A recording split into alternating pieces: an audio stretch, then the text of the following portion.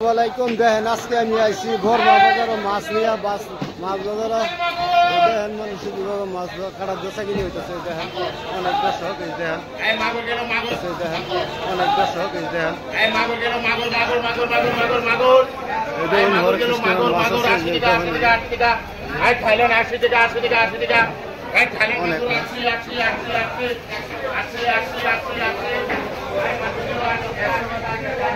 এটা হলো মাছ বাজার। এই দেখুন দারুণ হিসাবে মানুষের মাছ কিনতেছে। এই দেখুন অনেক মাছ, এই দেখুন এই যে